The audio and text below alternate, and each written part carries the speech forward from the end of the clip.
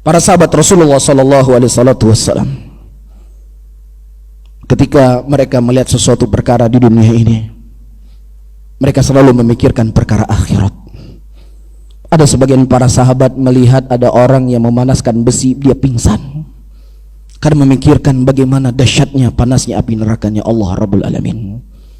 Dan di antara hikmah durus yang bisa kita petik dari ibadah haji, semua manusia berkumpul dengan pakaian yang sama di sebuah lembah yang sangat luas, yang mereka bermunajat kepada Allah Rabbul Alamin.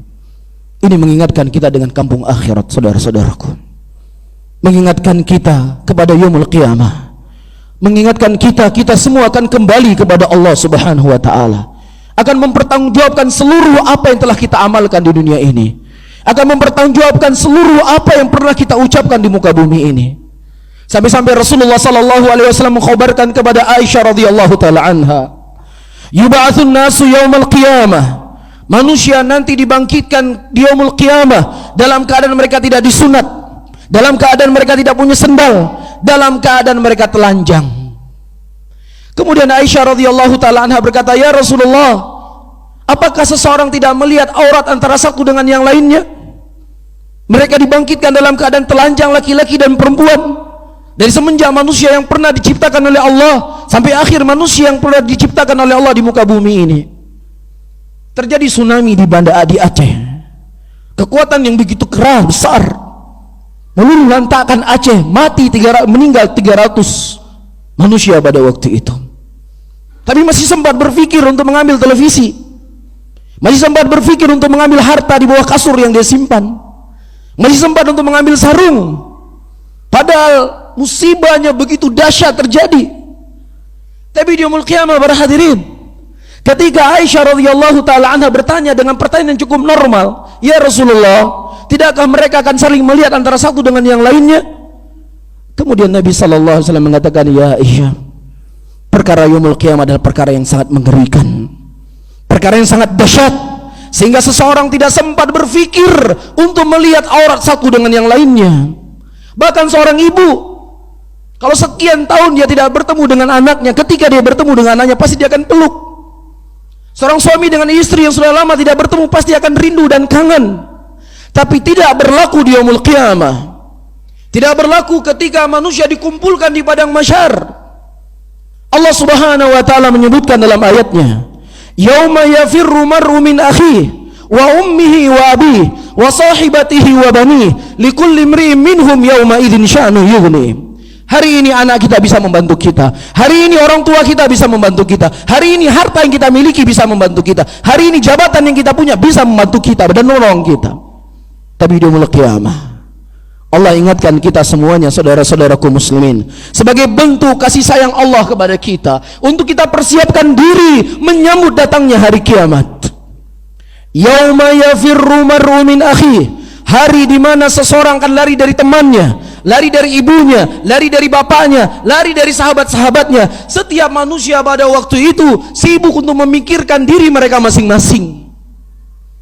Allah Subhanahu wa taala di tengah kengerian manusia menunggu apakah dia akan masuk surga ataukah dia masuk neraka. Allah mengatakan lillahil mulkul yaum, hanya milik Allah kerajaan hari ini. Mana para raja semua di dunia? Jangankan kita orang-orang yang banyak berbuat dosa, jangan kita orang-orang yang berbuat maksiat siang dan malam, yang masih sedikit amalan yang telah kita kumpulkan untuk bertemu dengan Allah, para nabi, para rasul, yang mereka sudah dijamin masuk surga. Datang orang ke Nabi Adam, datang orang-orang ke Nabi Nuh, datang orang-orang ke Nabi Musa, Nabi Isa. Mereka meminta agar para nabi tersebut berdoa dan memohon kepada Allah Rabbul Alamin agar segera melakukan persidangan. Penantian yang sungguh mengerikan. Fariqun fil jannah wa fariqun fis sa'ir. Satu kelompok berada dalam surga dan satu kelompok berada dalam nerakanya Allah Rabbul Alamin. Tidak ada kelompok yang ketiga. Di tengah penantian tersebut mereka mendatangi para nabi.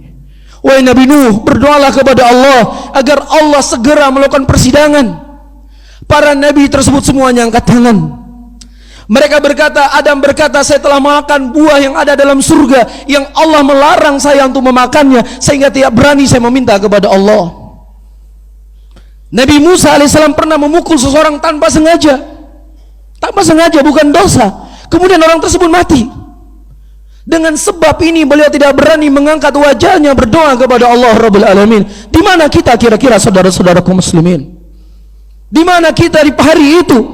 Dosa yang begitu banyak kita bawa, kezaliman yang begitu banyak kita bawa. Apakah kita bisa menolong dan membela kita pada waktu itu?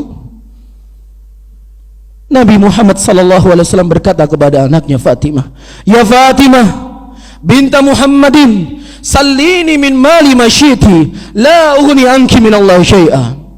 Wahai Fatimah, putrinya Muhammad, mintalah dariku dari harta apa yang kau inginkan dariku, tetapi aku tidak akan bisa membelamu nanti di hadapan Allah kecuali iman dan amal yang kau bawa untuk bertemu dengan Allah Rabbul Alamin. Persiapkan itu semuanya saudara-saudaraku muslimin. Itu sangat dekat dengan kita. Jangan sampai kita menjadi orang-orang merugi ketika Allah Subhanahu wa taala telah menghabiskan waktu kita tinggal di dunia ini. Kemudian Allah bangkitkan kita di yaumul qiyamah, dan kemudian Allah masukkan kita ke dalam nerakanya. Di situ kita menangis, di situ kita menyesal.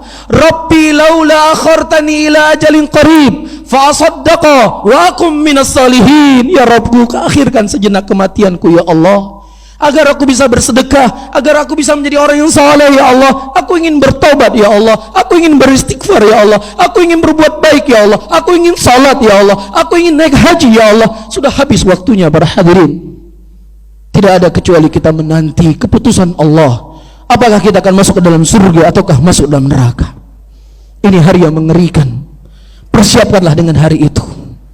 Persiapkanlah hari itu dengan amalan saleh. Jauhi dosa, jauhi maksiat. Berbekallah dengan kebaikan dan ketakwaan, karena itu sebaik-baik bekal untuk kita bertemu dengan Allah Rabbul Alamin.